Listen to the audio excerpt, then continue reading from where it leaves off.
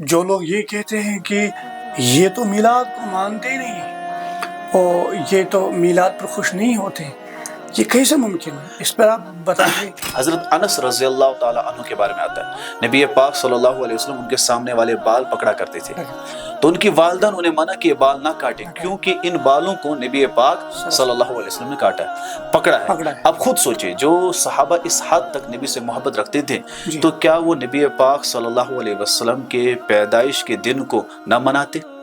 جس طریقے پہ ہم مناتے ہیں، کیا اس طریقے پہ انہوں نے منایا؟ کیا یہ عمل ہمیں صحابہ سے، تابعین سے، تبع تابعین سے ثابت ہے؟ صبح کی نماز 2 رکعت ہے، یہ دین ہے اور یہ قرآن حدیث ہے۔ لیکن اگر ہم جذبات میں آ کر اللہ سے محبت کہیں گے مجھے زیادہ ہے، رسول اللہ صلی اللہ علیہ وسلم سے زیادہ ہے، قرآن سے زیادہ ہے، قرآن زیادہ پڑھوں، سجدے زیادہ کروں، 2 کے بجائے 4 پڑھوں، تو کیا نماز ہوگی؟ نہیں ہوگی۔ جشن جو لفظ ہے، جشن جو ہاں، یہ تو اسلام کا لفظ ہی نہیں ہے نا۔ جو ہمارے بریلی حضرات ہیں، بریلی طبقے سے تعلق رکھنے والے، ان میں جو رسوخ فی العلم والے ہیں کہ جب ہم ایک چیز کو ایجاد کرتے ہیں اور اس کے پیچھے قرآن حدیث نہیں ہوتی ہے، پھر یہ ہر علاقے میں جو بدعت کی شکل اختیار کرتے ہیں، ہر علاقے میں الگ الگ ہوتا ہے۔ عورتوں کا باہر نکلنا، مردوں کا ڈول بجانا، پھر ناچنا، پھر ڈی جے لگانا، پھر دوسرے رسومات، خرافات، روزمرہ کے واقعات، پھر راستوں کو بلاک کرنا، اور نبی پاک صلی اللہ علیہ وسلم فرمایا ایذاء مسلم ہے، ایذاء مسلم حرام کے راستوں کو بلاک کریں، کتنی پریشانی ہوتی ہے۔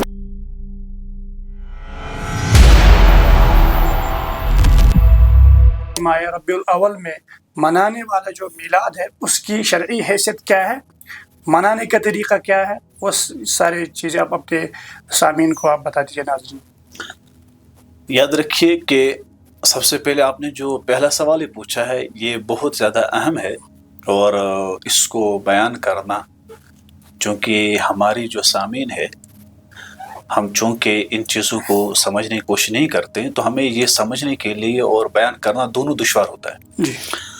دیکھو، سب سے پہلے ہمیں یاد ہونا چاہیے کہ دین جذبات کا نام نہیں ہے، دین نام ہے قرآن و حدیث کا۔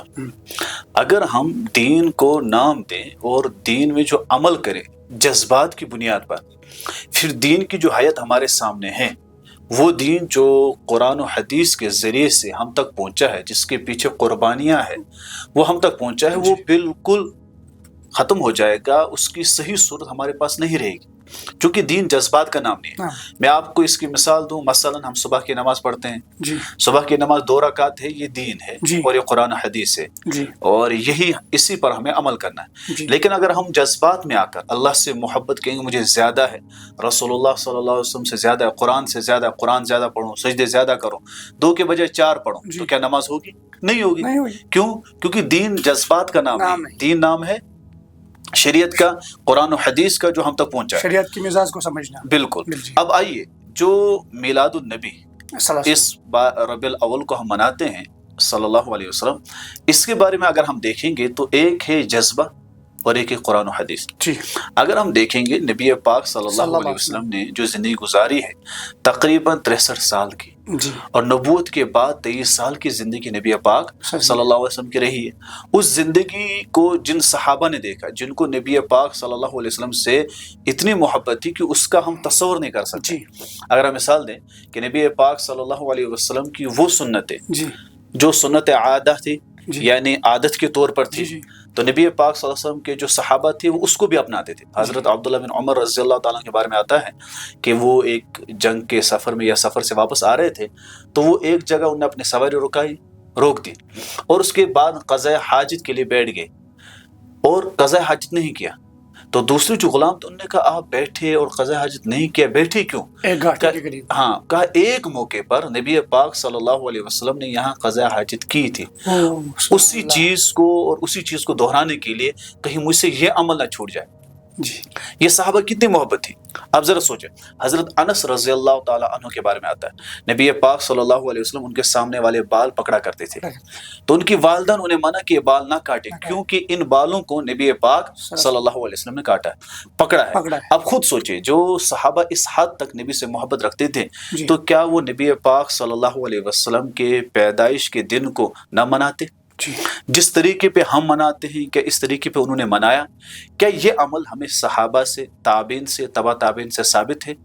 اس پہ ایک اور چیز ایڈ، ہمیں یہ بھی معلوم ہونا چاہیے جو 12 ربیع الاول کو جو عمل ہم کرتے ہیں، جو عید میلاد النبی مناتے ہیں، اس کی ابتدا کب ہوئی؟ 604 ہجری میں مظفر الدین کوکری نے اس کی کیا ابتدا کی؟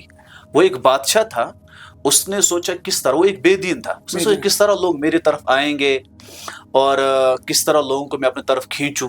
تو انہوں نے اپنے دربار میں ایک ایسے شخص کو جو لوگوں میں مشہور تھا، عالم ہے، وہ بھی اسی طرح کا اور بادشاہ کا ہی وہ مطلب اس کا وزیر تھا اور اس کی ہی اشاروں پہ ناچتا تھا اور چلتا بھی تھا۔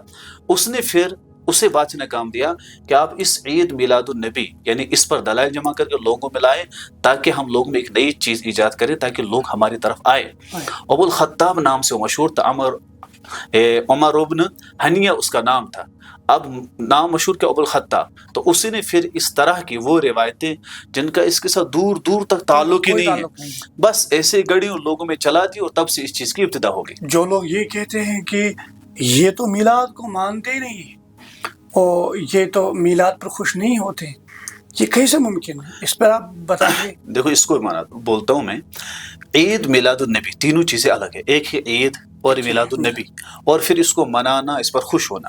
دیکھو میلاد النبی صلی اللہ علیہ وسلم کا انکار کوئی ہو ہی نہیں سکتا، کافر تک بھی اس کے منکر نہیں ہے۔ جی میلاد النبی کے منکر کافر بھی نہیں ہو سکتا۔ نہیں ہو سکتا۔ کیوں؟ میلاد کہتے ہیں ولادت کو پیدا ہونے کو، تو نبی کے پیدا ہونے کا کوئی منکر ہے نہیں، تو وہ تو پیدا ہوئے صلی اللہ علیہ وسلم۔ رہا عید میلاد النبی، نبی کی ولادت پر خوش ہونا۔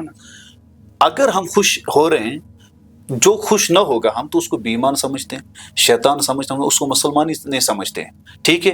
لیکن عید میلاد النبی پر خوشی منانا، خوش ہونا کہ اس دن نبی پیدا ہوئے ہیں، یہ تو ایمان کا حصہ ہے۔ لیکن پھر اس کو جشن میں لا کر جشن منانا، یہ تو اس کے لیے دلیل چاہیے، اس کے لیے شریعت کے قرآن حدیث سے دلائل چاہیے۔ مفتی صاحب ہم پھر یہ کہیں گے کہ جشن جو لفظ ہے، جشن جو ہاں یہ تو اسلام کا لفظ ہی نہیں ہے نا۔ عید میلاد النبی، دیکھو کیا ہوتا ہے، 12 ربیع الاول میں اگر ہم ایک یہ عمل کریں، مثال طور پر اگر ہم دیکھتے ہیں کوئی ایک مخصوص طبقہ ہے، وہ اس کو مناتے ہیں زور و شور سے، پھر وہ اس کو دین کا حصہ سمجھ رہے ہیں، پھر اس کو وہ لازم سمجھ رہے ہیں، نہ منانے والوں کو شیطان کہہ رہے ہیں، انہوں نے گویا کہ دین کا حصہ بنا کے اس کو بدعت قرار دیا۔ کیوں؟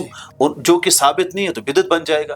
اور پھر دوسروں پر طعن و تشنیع کرنا، تو اس چیز کو جو آپ ثابت کریں اس کے لیے دلیل چاہیے، جو کہ بالکل بھی نہیں ہے، جو نہ صحابہ کے عمل سے، نہ تابعین کے، نہ تبع تابعین، نہ نبی کے عمل سے صلی اللہ علیہ وسلم سے ثابت ہے۔ رہا مسئلہ کیا کہ اس مہینے میں اگر کوئی کہہ رہا ہے کہ ہم تو سیرت بیان کر رہے ہیں، کرو، بہتر ہے، ٹھیک ہے، آپ سیرت کو بیان کریں، لیکن وہ روایتیں جو مستند ہیں، وہ روایتیں جو قرآن حدیث سے ثابت ہے، صحیح روایتیں، لیکن آپ وہ روایتیں بیان کریں گے جو من گڑت ہے، پھر اس میں چلائیں گے، پھر لوگوں کو اس کی طرف لائیں گے، پھر وہ دین کی جو صحیح آیتیں بدل جائے گی۔ میں آپ کو بتاتا ہوں، یہ اللہ کا احسان ہے کہ ہمارے پاس جو قرآن ہے، اللہ نے کہا انا نحن نزلنا الذکر وانا لہ لحافظون۔ پھر حدیث بخاری مسلم کی جو صحیح روایت سے ہم تک پہنچی ہے، تب جا کر ہمارے پاس قرآن و حدیث صحیح ہے، ہم سادگی میں عمل کر سکتے، 5 نمازیں، اخلاقیات، روزہ جب آئے گا تب رکھتے ہیں، زکوٰۃ جب مال ہو اور حج جب مال ہو تو ہم جاتے ہیں، یہ سادگی کے ساتھ یہ لگتا ہے کہ یہ دین ہے۔ ورنہ اگر ہم تواریخ میں دیکھیں، بدھ مذہب کے بارے میں، گوتم بدھ، ان کے بارے میں بعض مفسر کہتے ہیں شاید یہ ذوالکفل تھے، یعنی نبی کی تعلیمات تھی، وہ شاید نبی تھے، لیکن تعلیمات جب ہم دیکھتے ہیں آج کی، تب کی تعلیمات جب پڑھتے ہیں تو وہ لگتا ہے کہ یہ نبی کی تعلیم ہو سکتے ہیں، لیکن آج اگر دیکھتے ہیں تو پتہ چلتا نہیں، یہ تو اسلام ہو ہی نہیں سکتا۔ آپ لے گرو نانک جی، ان کے بارے میں مولانا طارق جمیل صاحب کے ایک بیان وائرل ہونے کہا تھا وہ مسلمان تھے، کیونکہ ان کی تعلیمات ہی ایسی تھی اور ان کی تعلیمات ایسی لگتی تھی ہمیں۔ میں خود ایک کتاب پڑھ چکا ہوں گرو نانک جی کے بارے میں، مفتی سرور فاروق ندوی صاحب ہے، حفظ اللہ بھی زندہ ہے، انہوں نے کتاب لکھا ایک رسالہ، تو اس رسالے کو اگر دیکھیں گے تو اس سے بھی پتہ چلا تعلیمات جو تھیں وہ الگ تھی، وہ نبی پاک صلی اللہ علیہ وسلم سے کتنی محبت تھی، کس طرح کے وظائف، قرآن کی کتنی صورتیات تھی، صوفیہ بزرگوں کے ساتھ کتنی ملاقات تھی، لیکن آگے جا کر ہم جب دیکھتے تو حیات بدلتی ہے، یہی اس ہمارے اسلام میں بدل جاتی اور بدلی بھی ہے۔ وہ لوگ بدلتے ہیں جو قرآن و حدیث سے دور ہیں، جن کو علم نہیں ہے، لیکن جو پڑھتے ہیں ان کو پتہ چلتا ہے یہ خرافات، بدعات، رسومات، ان کا تو دین میں کوئی تعلق ہی نہیں ہے۔ کیونکہ ایک حدیث بھی ہے کہ مسلمان جو عیدیں مناتے تھے وہ دوسرے رسم پہ مناتے تھے، تو اللہ کے حضور نے فرمایا ان دنوں پہ یہود و نصارہ عیدیں مناتے ہیں۔ پھر کہا کہ ایک حدیث ہے ابھی غالباً ذہن میں نہیں آ رہی کہ ترجمہ اس کا یہ کہ ہمارے لیے اللہ کے اس نے 2 عیدیں متعین فرمائی، عید الفطر اور عید الاضحیٰ۔ عید الفطر روزے کی، عید الاضحیٰ اللہ تعالیٰ کی طرف سے مہمان نوازی کے طور پر گوشت کھلایا جاتا ہے۔ اس شریعت نے ہمیں صرف 2 عیدیں دی ہیں۔ دیکھیں، ہم کہیں گے کہ ہم کسی اسلامی جلوس میں جا رہے ہیں تو پھر وہاں مفتی صاحب خواتین کا اس میں خواتین کا دخول، اور کیا کہتے ہیں ایسی خواتین یا ایسی بچیاں جو نوجوان بچیاں، پھر وہ عید میلاد النبی صلی اللہ علیہ وسلم کے نام پر ایسے کام انجام دے رہے ہیں۔ پچھلے سال کشمیر کے بڑے عالم ہم کہیں گے، اپنے مکتب کا بڑا ذمہ دار ہے، انہوں نے کہا کہ جو انہوں نے بازار میں کیا وہ جوان حضرات تھے اور بچیاں تھیں، ہماری بہنیں تھیں، ہمارے جگر کے ٹکڑے تھے، انہوں نے اپنے مکتب کے ذمہ دار عالم نے اس وقت فرمایا تھا کہ انہوں نے جو بازار میں کیا یہ دین نہیں ہے، یہ اسلام نہیں ہے۔ وہ بھی مجبور ہو گئی یہ بات کہنے پر کہ خواتین کا جلس و جلوس میں مردوں کے ساتھ گھس مل کر جانا یہ تو دین ہے ہی نہیں۔ دیکھو، میں اس میں ایک لفظ اور ایڈ کرتا ہوں، جو ہمارے بریلی حضرات ہیں، بریلی طبقے سے تعلق رکھنے والے، ان میں جو رسوخ فی العلم والے ہیں، جو قرآن و حدیث کی نالج رکھتے ہیں، وہ اس چیز کو جانتے ہیں کہ میلاد النبی صلی اللہ علیہ وسلم میں ہم نبی کی سیرت کو بڑھ چڑھ کر بیان کرتے ہیں، کوئی مسئلہ نہیں۔ ہمیں یہ ہے کہ ہم ہر وقت اور ہر لمحہ، کیونکہ احسان نبی کا یہ صرف لمٹ نہ ان لمیٹڈ ہو، یہ صرف ہم 1 مہینے کے لیے خاص نہ کریں، یہ پھر توہین ہے اور نبی کے ساتھ محبت نہ ہونا ہے۔ لیکن اب وہ بھی جانتے ہیں اور ہم بھی جانتے ہیں کہ جب ہم ایک چیز کو ایجاد کرتے ہیں اور اس کے پیچھے قرآن حدیث نہیں ہوتی ہے، پھر یہ ہر علاقے میں جو بدعت کی شکل اختیار کرتے ہیں، ہر علاقے میں الگ الگ ہوتا ہے۔ اب کنٹرول کرنا ناممکن ہے۔ اب اس کے نام پر عورتوں کا باہر نکلنا، مردوں کا ڈول بجانا، پھر ناچنا، پھر ڈی جے لگانا، پھر دوسرے رسومات، خرافات، روزمرہ کے واقعات، پھر راستوں کو بلاک کرنا، اور نبی پاک صلی اللہ علیہ وسلم فرمایا ایذائے مسلم ہے، حرام ہے، ایذائے مسلم حرام ہے کہ راستوں کو بلاک کرے، کتنی پریشانی ہوتی ہے۔ یہ تمام چیزیں جو ہوئی ہے یہ صرف اس بنیاد پر ہوئی ہے کہ جس کے پیچھے اصل نہیں ہے۔ اگر ہم دیکھو، ہم لیول لگاتے ہیں، لیول کیا لگاتے ہیں ہم، کہ ہم صرف یہ کرتے ہیں کہ ہم نبی پاک سیرت بیان کرتے ہیں، تو نبی پاک سیرت کون نہ بیان کرے، اس مہینے میں آپ زیادہ کریں، لیکن آپ دیکھیے کہ اس لیول کے پیچھے ہم پیچھے کر کیا رہے، اور پیچھے ہماری عوام کیا کر رہی، اس چیز کو دیکھنا، اور اس کی ابتدا کہاں سے ہوئی ہے، کیا یہ محبت کا تقاضا ہے یا نہیں، یہ سب چیزیں دیکھنا۔ اگر یہ ہوگا نا، پھر ہم ہر نبی، کتنے انبیاء، سب سے محبت ہے، ہر نبی کی وفا ڈھونڈیں گے، ہر صحابہ کی وفا ڈھونڈیں گے، ہر چیز کی دیکھیں گے، پھر تو ہماری زندگی اسی میں ختم ہوگی۔ اللہ کے حضور صلی اللہ علیہ وسلم نے فرمایا کہ میں تو غنا، یعنی کہ جو گانے بجانے کے جو آلات ہیں، میں ان کو توڑنے کے لیے آیا، ان کو ختم کرنے کے لیے آیا۔ اب جو لوگ اللہ کے نبی صلی اللہ علیہ وسلم کے پیدائش کے دن یا کسی بھی صحابی، کسی کے ولی کے دن پر ان کو بجاتے ہوں، بازار میں گھومتے ہوں، پھر وہی بجا، تو یہ کیسے ممکن ہے؟ تو مجھے نہیں لگا کہ اسلام کا طریقہ ہو سکتا ہے۔ نہیں، بالکل بھی نہیں۔ میں نے آپ سے پہلے عرض کیا، دین نام ہے قرآن و حدیث کا، جذبات کا نہیں۔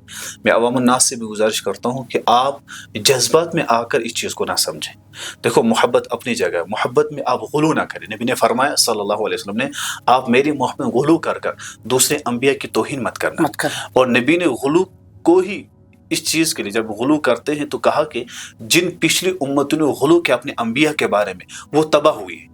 اور تباہ ہو کر کیا کیا انہوں نے اپنی انبیاء کی قبروں کو سجدگاہ بنایا، انہوں نے اپنے انبیاء کے قبروں کو عید بنایا، یعنی وہاں پر میلے وغیرہ شروع کیے ہیں۔ یہ غلو ہوتا ہے، غلو نہیں، بلکہ ایک طرف توحید ہے، تیسری طرف نبی پاک صلی اللہ علیہ وسلم کی رسالت ہے، دوسری طرف نبی پاک صلی اللہ علیہ وسلم احکامات ہیں انہوں نے بیان کیے، اس پر عمل کرنا۔ باقی عید میلاد النبی صلی اللہ علیہ وسلم نے، میں نے یہ بات عرض کر دی، اس کی ابتدا 604 ہجری مظفر الدین کوکری سے شروع ہوئی ہے۔ قرآن و حدیث، صحابہ، تابعین، تبع تابعین کے عمل سے اس چیز کا ثبوت نہیں ہے، پہلی بات یہ۔ نمبر 2، میلاد النبی صلی اللہ علیہ وسلم کا قائل یہ منکر کافر بھی نہیں ہے، کیونکہ نبی کی ولادت ہوئی ہے، پیدا ہوئے۔ نمبر 3، عید خوشی یہ ہمارے ایمان کا حصہ ہے، لیکن جس طور پر جشن کے طور پر اس ماہ ربیع الاول مناتے ہیں اور منایا جاتا ہے، ہم صاف کہتے ہیں اس کا شریعت سے کوئی تعلق نہیں۔ جزاک اللہ خیر و احسن جزاک۔